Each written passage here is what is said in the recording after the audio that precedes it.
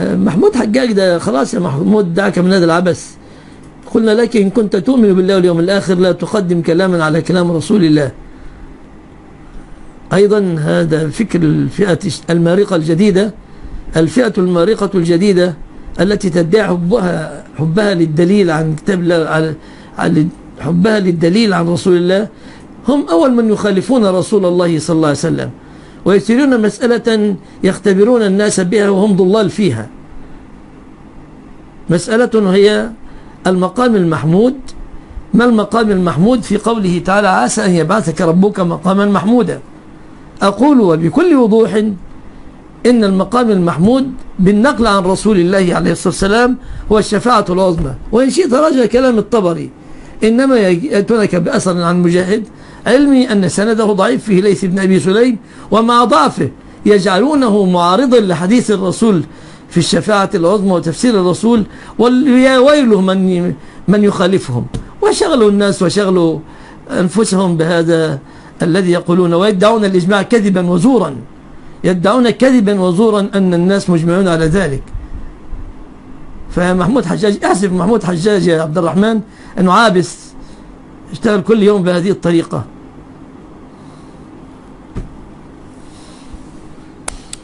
السلام عليكم. وعليكم السلام ورحمة الله وبركاته. بعد إذنك يا شيخ، أخويا صغير في السن، عنده 15 أو 16 سنة، ومربي دقنه يعني دقن كبيرة وكده.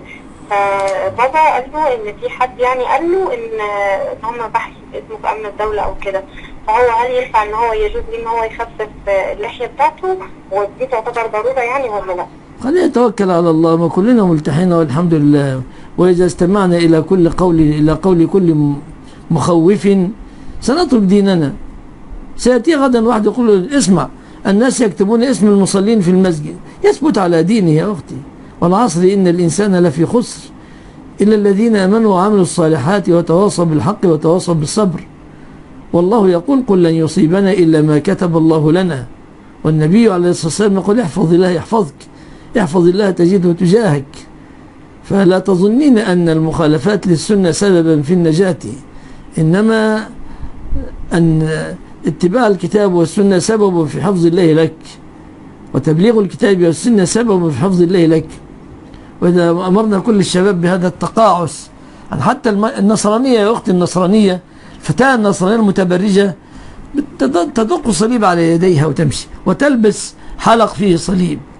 نحن أولى بالحق منهم. قل لأبيك يتقي الله ولن يضيع ابنه إن شاء الله ما دام معتصما بالله، فمن يعتصم بالله فقد هدي إلى صراط مستقيم. السلام عليكم. وعليكم السلام ورحمة الله. اتفضل. عندنا نحن جميع الأفرشة في المنزل ملوثة بالمني أعوذ بالله، كل الفروش اللي في المنزل ملوثة بالمني، وانتوا يعني ايه عندكم بحور مني؟ كل الفرش تقريبا. نعم، بسبب أني كنت أستمني كثيرا وأمارس العادة. هل طب استر على نفسك كده، استر على نفسك. لا، ماذا أفعل؟ نظف المكان، نظف المكان، الله يحفظك. السلام عليكم. عليكم السلام ورحمة الله وبركاته. نحبك في الله يا شيخ. أحبك الله الذي أحببتنا له. سؤالي يا شيخ أحسن الله إليك، هل تجزي الصفة الواجبة لغسل الجنابة بتعميم البدن بالماء عن الوضوء؟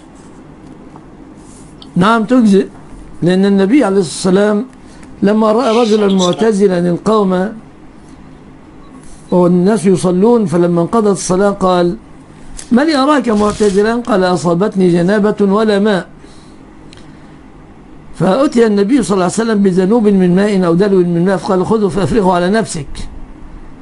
قد قال ابن عمر وأي وضوء أكمل من الغسل. السلام عليكم. يسأل عن قوله اللهم صل على جمال النبي. الوارد اللهم صل على النبي، الوارد اللهم صل على رسول الله صلى الله عليه وسلم، اللهم صل على محمد وعلى آل محمد. أما اللهم صل على جمال النبي ما وردت صيغة هكذا أبدا.